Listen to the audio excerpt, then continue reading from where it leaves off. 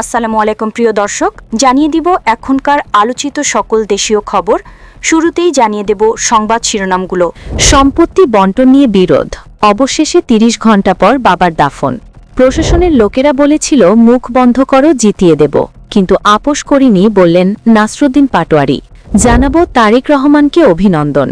বাণিজ্য প্রতিরক্ষা চুক্তি বাস্তবায়নের আহ্বান ট্রাম্পের। প্রথম রোজাতেই চড়া পেঁয়াজের দাম, কেজিতে বাড়ল ১০ থেকে ১৫ টাকা। এবং সর্বশেষ জানাবো গাজীপুরে ট্রেনে কাটা পড়ে পুলিশ কর্মকর্তার হাত পা বিচ্ছিন্ন। প্রিয় দর্শক, এতক্ষণ দেখছিলেন সংবাদ শিরোনামগুলো, এখন জানাবো বিস্তারিত খবর। সম্পত্তি বণ্টন নিয়ে বিরোধ, অবশেষে ৩০ ঘণ্টা পর বাবার দাফন। কুড়িগ্রামের নাগেশ্বরীতে সম্পত্তি বণ্টন নিয়ে পারিবারিক বিরোধের জেরে বাবার মরদেহ আটকে রাখার প্রায় ৩০ ঘণ্টা পর দাফন করা হয়েছে। স্টাম্পে লিখিত সমঝোতা ও উভয় পক্ষের স্বাক্ষরের পর রাত ১১টার দিকে জানাজার শেষে দাফন করা হয়। জানা যায় নাগেশ্বরী পৌরসভার ৭ নম্বর ওয়ার্ডের পায়রাদাঙ্গা বাজার এলাকায় আজিজুর রহমান গত মঙ্গলবার সন্ধ্যায় বার্ধক্যজনিত কারণে মারা যান।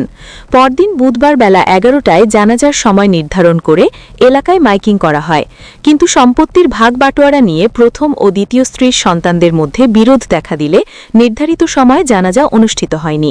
পারিবারিক সূত্র জানায়, জীবদ্দশায় আজিজুর রহমান বাড়ি ভিটা স্থাবর অস্থাবর সম্পত্তি দ্বিতীয় স্ত্রীর ছেলে রফিকুল ইসলাম ওরফে টাইগারের নামে লিখে দেন। এ নিয়ে প্রথম পক্ষের ছেলে আব্দুল হাকিমের সঙ্গে দীর্ঘদিন ধরে বিরোধ চলছিল। বুধবার সকাল ১০:৩০টার দিকে জানাজায় অংশ নিতে এলাকাবাসী জড়ো হলে আব্দুল হাকিম সম্পত্তির সমবণ্টন নিশ্চিত দাবি জানিয়ে দাফনে আপত্তি তোলেন। ফলে বেলা ১১টায় নির্ধারিত জানাজা স্থগিত করা হয়। মরদেহ কাফন করানো অবস্থায় বাড়ির উঠানে রাখা ছিল, যা এলাকায় ব্যাপক আলোড়নের সৃষ্টি করে। দিনভর স্থানীয় মুরব্বী গণমান্য ব্যক্তিরা দুই পক্ষকে নিয়ে একাধিক দফায় বৈঠক করেন। সন্ধ্যার পরও সমাধান না হওয়ায় পরিস্থিতি অস্বস্তিকর হয়ে ওঠে। স্থানীয় বাসিন্দা রফিকুল ইসলাম জয়নাল আলী আব্দুল মালেক বলেন, রাত ১০টার দিকে সালিশ বৈঠকে চূড়ান্ত সিদ্ধান্ত হয়। বাড়ি ভিটার ২১% জমির মধ্যে দুই ভাই ৮% করে পাবেন এবং অবশিষ্ট অংশ বোনের প্রাপ্য হিসাবে থাকবে। পাশাপাশি আবাদি জমি আইনানুগ প্রক্রিয়ায় সুষ্ঠু তদারকির মাধ্যমে বণ্টনের সিদ্ধান্ত নেওয়া হয়। এই বিষয়ে স্টাম্পে লিখিত অঙ্গীকারনামা সম্পাদন করে উভয় পক্ষ স্বাক্ষর করেন। প্রশাসনের লোকেরা বলেছিল মুখ বন্ধ করো, জিতিয়ে দেব, কিন্তু আপোষ করেনি বললেন নাসরুদ্দিন পাটোয়ারি। জাতীয় নাগরিক পার্টির মুখ্য সমন্বয়ক নাসরুদ্দিন পাটোয়ারি বলেছেন, আমাদের মেরে ফেললে মেরে ফেলুক, আমরা অন্যায়ের বিরুদ্ধে কথা বলে যাব, আমরা মুখ বন্ধ করব না। রাতে ঢাকা বিশ্ববিদ্যালয় কেন্দ্রীয় জামে মসজিদে তারাবির নামাজ শেষে উপস্থিত সাংবাদিকদের সঙ্গে আলাপকালে তিনি কথা বলেন।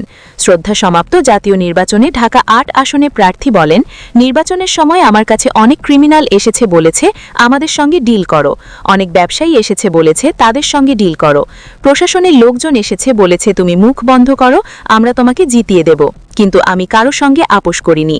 নাসরুদ্দিন পাটোয়ারি ত্রয়োদশ জাতীয় সংসদ নির্বাচনে ঢাকা ৮ আসন থেকে জামাত নেতৃত্বাধীন ১১ দলীয় ঐক্যের প্রার্থী হিসেবে শাপলাকলি প্রতীকে নির্বাচন করেন। সেখানে তিনি বিএনপির প্রার্থী মির্জা আব্বাসের কাছে হেরে যান। তবে নির্বাচনী প্রচারণায় প্রতিদ্বন্দ্বী প্রার্থীদের নিয়ে বিভিন্ন মন্তব্যের কারণে তিনি ব্যাপকভাবে আলোচনায় আসেন। ৫ জনের সাংবাদিকদের বলেন, আপনারা চাঁদাবাজদের বিরুদ্ধে ভ্যানগার্ড হয়ে যাবেন। যেসব লোক সন্ত্রাস, দুর্নীতি, চাঁদাবাজি করে, আমরা রমজানে তাদের কাছে হেদায়েতের দাওয়াত দিয়ে যাব। এনসিবির এই নেতা বলেন, ভবিষ্যতে যদি কেউ ঢাকা ৮ আসনে ভোট চুরি করতে আসে, সে যদি কারো ওয়াইফ কিংবা ভাতিজাও হয়, আমরা তার হাত পা ভেঙে দেব। এটা ওসমান হাদির আসন, আমরা তার স্বপ্নের ইনসাফের বাংলাদেশ কায়েমের সর্বোচ্চ চেষ্টা করব। ঢাকা দক্ষিণ সিটি কর্পোরেশন নির্বাচনের প্রার্থী হবেন কিনা জানতে চাইলে পাটোয়ারি বলেন, নির্বাচন আমাদের মূল টার্গেট না, আমাদের টার্গেট সিস্টেম পরিবর্তন, আমরা সেটির জন্য কাজ করে যাব। তারেক রহমানকে অভিনন্দন। বাণিজ্য প্রতিরক্ষা চুক্তি বাস্তবায়নের আহ্বান ট্রাম্পের। বাংলাদেশের নতুন প্রধানমন্ত্রী তারেক রহমানকে অভিনন্দন জানিয়েছেন যুক্তরাষ্ট্রের প্রেসিডেন্ট ডোনাল্ড ট্রাম্প। যুক্তরাষ্ট্রের সময় এক অভিনন্দন বার্তায় বাংলাদেশের সঙ্গে পারস্পরিক বাণিজ্য সম্পর্ক আরও জোরদার এবং প্রতিরক্ষা সহযোগিতা সম্প্রসারণে প্রয়োজনীয় চুক্তিগুলো দ্রুত বাস্তবায়নের আহ্বান জানিয়েছেন president Donald Trump. White house থেকে পাঠানো অভিনন্দন বার্তায় ট্রাম্প বলেন, পারস্পরিক বাণিজ্য চুক্তি বাস্তবায়নের মাধ্যমে দুই দেশের কৃষক ও শ্রমিকরা উপকৃত হবে এবং বিদ্যমান বাণিজ্য সম্পর্কের ইতিবাচক অগ্রগতি বজায় রাখা সম্ভব হবে। চিঠিতে তিনি আরও উল্লেখ করেন, নিয়মিত প্রতিরক্ষা চুক্তিগুলো সম্পন্ন করা হলে বাংলাদেশের সামরিক বাহিনী উচ্চমানের মার্কিন তৈরি আধুনিক সামরিক সরঞ্জামে প্রবেশ অধিকার পাবে, যা দ্বিপাক্ষিক সামরিক সহযোগিতা আরও শক্তিশালী করবে। মার্কিন প্রেসিডেন্ট বাংলাদেশের নতুন সরকারকে অভিনন্দন জানিয়ে বলেন, দুই দেশের অংশীদারিত্ব পারস্পরিক শ্রদ্ধা এবং একটি মুক্ত এবং উন্মুক্ত ইন্দো প্যাসিফিক অঞ্চল গড়ে তোলার অভিন্ন স্বার্থের উপর ভিত্তি করে গড়ে উঠেছে। তিনি প্রধানমন্ত্রী তারেক রহমানের নেতৃত্বে যুক্তরাষ্ট্র বাংলাদেশ সম্পর্ক আরও শক্তিশালী হবে বলে আশাবাদ ব্যক্ত করেন এবং দুই দেশের সমৃদ্ধ ও নিরাপত্তা নিশ্চিত করতে একসঙ্গে কাজ করার আগ্রহের কথা জানান। চিঠিতে বাংলাদেশে নিযুক্ত মার্কিন রাষ্ট্রদূত ব্র্যান্ড ক্রিস্টেনসনের প্রতি পূর্ণ আস্থার কথাও উল্লেখ করেন ট্রাম্প। বাংলাদেশের নতুন সরকারের সঙ্গে কাজ করে দ্বিপাক্ষিক সম্পর্ক নতুন উচ্চতায় নিয়ে যাওয়ার প্রত্যাশা ব্যক্ত করে তিনি প্রধানমন্ত্রীর সফল মেয়াদ কামনা করেন। প্রথম রোজাতেই চড়া পেঁয়াজের দাম কেজিতে বাড়ল 10 থেকে 15 টাকা। পবিত্র রমজানের প্রথম দিনে রাজধানীর বাজারে অস্থির হয়ে উঠেছে পেঁয়াজের দাম। সরবরাহ সংকট ও চাহিদার অজুহাতে মাত্র এক সপ্তাহের ব্যবধানে কেজিতে 10 থেকে 15 টাকা পর্যন্ত বেড়ে বর্তমানে প্রতি কেজি পেঁয়াজের দাম 60 থেকে 70 টাকায় বিক্রি হচ্ছে। রমজানের শুরুতে নিত্যপণ্যের এমন চড়া দামে বিপাকে পড়েছেন সাধারণ ক্রেতারা। সকালে রাজধানীর মোহাম্মদপুর টাউন হল, ধানমন্ডি, কাঁচা বাজার ও রায়ের বাজার সহ বিভিন্ন বাজার ঘুরে এমন চিত্র দেখা গেছে। সরজমিনে দেখা যায় রাজধানীর বিভিন্ন খুচরা বাজারে গত কয়েকদিনের ব্যবধানে কেজি প্রতি পেঁয়াজের দাম উল্লেখযোগ্যভাবে বেড়েছে। প্রতি কেজিতে দাম বেড়েছে 10 থেকে 15 টাকা। রমজান মাসের প্রথম দিনে প্রতি কেজি পেঁয়াজ বিক্রি হচ্ছে 60 থেকে 70 টাকায়। আকারে একটি ছোট পেঁয়াজ আবার 55 টাকায় বিক্রি করা হচ্ছে। তবে কোনো দোকানে 60 টাকার নিচে ভালো মানের পেঁয়াজ মিলছে না। পেঁয়াজের দাম বৃদ্ধি পাওয়ায় বাড়তি চাপের মুখে পড়েছেন সাধারণ ক্রেতারা। পেঁয়াজ বিক্রেতা হাসান মাহমুদ বলেন, আজকে নয়, গত 2-3 দিন ধরে পেঁয়াজের দাম বাড়ছে। মৌসুমের শেষের দিকে সরবরাহ কমে যাওয়া, পরিবহন খরচ বৃদ্ধি এবং চাহিদা বাড়ার কারণে বাজারে পেঁয়াজের দাম বাড়তির দিকে।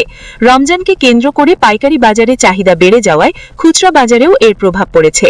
খুচরা বিক্রেতাদের দাবি, পাইকারি বাজারে বেশি দামে পেঁয়াজ কিনতে হওয়ায় বাধ্য হয়েই বাড়তি দামে বিক্রি করতে হচ্ছে। অনেক বিক্রেতা জানান, আগের তুলনায় মোকামে পেঁয়াজের দাম কেজিতে কয়েক দফা বেড়েছে। ফলে খুচরা পর্যায়ে দাম সমন্বয় করা ছাড়া তাদের হাতে বিকল্প নেই। রমজানের প্রভাবও পাইকারি বাজারে দেখা যাচ্ছে।